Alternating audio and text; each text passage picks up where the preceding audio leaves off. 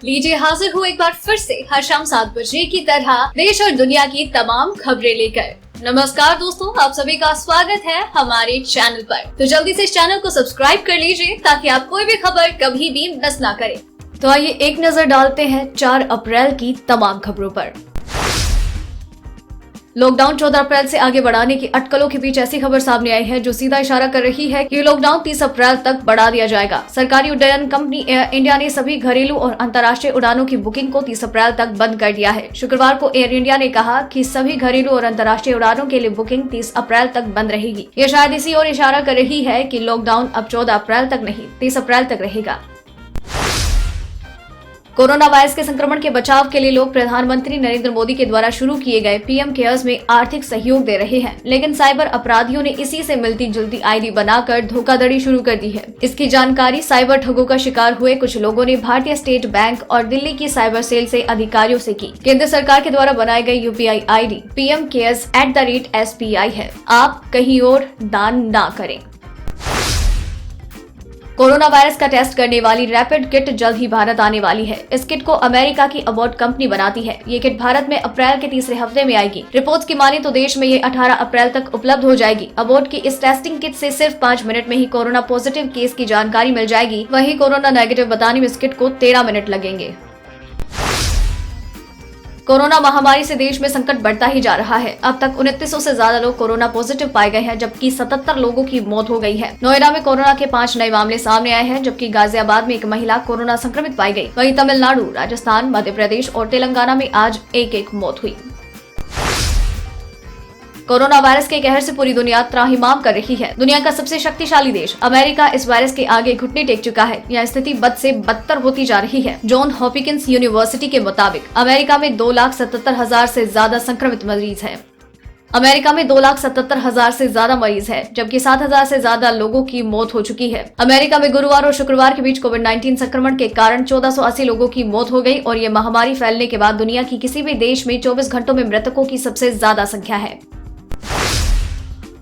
पाकिस्तान में corona virus के मामले शनिवार को 2,708 दर्ज किए गए, जबकि देश के सबसे बड़े राज्य पंजाब में ये आंकड़ा 1000 के पार हो गया। नेशनल हेल्थ सर्विसेज के मुताबिक कोरोना वायरस से पाकिस्तान में अब तक 40 लोगों की जान गई है, जबकि 130 मरीज ठीक हो चुके हैं। दक्षिण कश्मीर के कुलगाम जिले के दमहल हंजीपोरा इलाके में शनिवार सुबह खलबटपोरा के मनगोरी इलाके में सुरक्षा बलों को आतंकियों के छिपे होने की सूचना मिली। सुरक्षा बलों की संयुक्त टीम ने आनन फानन में इलाके की घेराबंदी शुरू कर दी। खुद को घिरता देखकर आतंकियों ने सुरक्षा बलों पर फायरिंग करनी शुरू कर दी। इसके बाद जवानों ने मोर्चा संभाला और कई घंटों तक चली इस मुठभेड़ में सुरक्षा बलों ने 4 आतंकियों को मार गिराया। राजस्थान का भीलवाड़ा जिला पिछले महीने कोरोना वायरस संक्रमण का हॉटस्पॉट बनकर उभरा था। अब वहां पर 17 संक्रमितों के ठीक होने की खबर है। शुक्रवार को राज्य के अधिकारियों ने बताया कि कोविड-19 से संक्रमित 17 लोग ठीक हुए हैं। उनमें से 9 को अस्पताल से छुट्टी मिल गई है। लोनावाला के नजदीक बनी ऐतिहासिक अमृतांजन पुल को शनिवार को धमाके के जरिए ढहाया जाएगा। 187 साल पुराना ये पुल मुंबई और पुणे को जोड़ता है। इसकी जानकारी शुक्रवार को अधिकारियों ने दी। उन्होंने बताया कि रायगढ़ के जिला अधिकारियों ने महाराष्ट्र राज्य सड़क विकास निगम MSRDC को पुल को ध्वस्त करने की अनुमति दी गई। इस पुल का निर्माण ब्रिटिश काल में 1830 में किया गया था।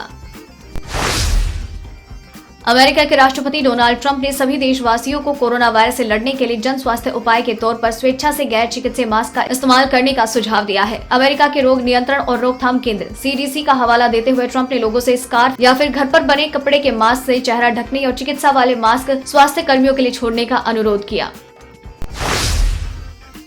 अमेरिका के एक उच्च स्तरीय पैनल का कहना है कि कोरोना वायरस महामारी सांस लेने और बात करने से भी फैल सकती है। पैनल ने बुधवार को सुझाव दिया कि बीमारियां फैलाने वाले वायरस एयरबोर्न में होते हैं। ये पहले के मुकाबले बहुत ही आसानी और सुगम तरीके से लोगों के बीच में फैल रहा है। भारतीय रेलवे 15 अप्रैल से अपनी सेवा को शुरू करने जा रहा है। ये सेवा कोरोना वायरस महामारी के मद्देनजर देश भर में जारी 21 दिनों के लॉकडाउन की वजह से बंद है। सूत्रों ने बताया कि रेलवे की सभी सुरक्षा कर्मियों, स्टाफ, गार्ड, TTE और अन्य अधिकारियों को 15 अप्रैल से अपने अपने कार्यस्थलों पर लौटने को तैयार रहने के लिए कहा गया। ट्रेनों का संचालन सरकार की हरी झंडी मिलने के बाद ही होगा। दुनिया भर में कोरोना वायरस का कोराम जारी है। सभी देश इससे लड़ने के लिए तरह तरह के उपाय कर रहे हैं। वहीं कई देशों में से लेकर तरह तरह की अफवाहें भी सामने आ रही है। इसी क्रम में एक अफवाह के चलते ब्रिटेन के लोग मोबाइल टावर को जला रहे हैं। कोरोना वायरस से परेशान चीन ने 17 मार्च को कोरोना वायरस कोविड-19 के लिए बनाई गई वैक्सीन का क्लिनिकल ट्रायल शुरू कर दिया था, यानी इंसानों पर परीक्षण शुरू किया। अब इस परीक्षण के बेहद ही पॉजिटिव रिजल्ट सामने आ रहे हैं। चीन ने इस क्लिनिकल ट्रायल के लिए कुल 108 लोगों को चुना था, जो कि वॉलंटियर्स थे। इनमें से 14 लोगों ने वैक्सीन परीक्षण की अवधि को पूरा कर लिया है और उनको 14 दिनों के क्वारंटीन में रहने के बाद उनके घर पर वापस भेज दिया है। श्रीलंका में कोरोना वायरस से संक्रमित 2 मुसलमानों के शवों को जबरन दाह संस्कार के बाद अल्पसंख्यक समुदाय में क्षोभ बढ़ने लगा है। इस भयंकर महामारी के चलते यहाँ के आला अधिकारियों पर इस्लाम में तय दफन संस्कारों का उल्लंघन करने का आरोप है।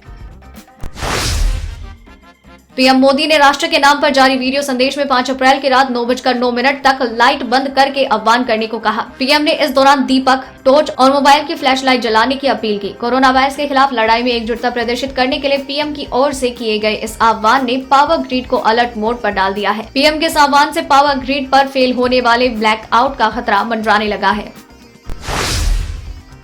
कोरोना वायरस से लड़ने के लिए देश में भी वैक्सीन तैयार की जा रही है, ताकि देश के लोगों को इस भयावह बीमारी से बचाया जा सके। इस वैक्सीन की खास बात यह है कि आप इसे इंजेक्शन के जरिए अपने शरीर में नहीं लगा पाएंगे, न ही इसे पोलियो की ड्रॉप की तरह पीना होगा। इसे किसी और तरीके से आपके शरीर के अंदर इंजेक्ट किया जाएगा। हैदराबाद स्थित भारत बायोटेक कोरोफ्लू नाम की वैक्सीन विकसित कर रहा है। कोरोना वायरस के इलाज के लिए बनाई जा रही ये वैक्सीन शरीर में सिरिंज से नहीं डाली जाएगी। इस वैक्सीन की एक बूंद को पीड़ित इंसान की नाक में डाला जाएगा।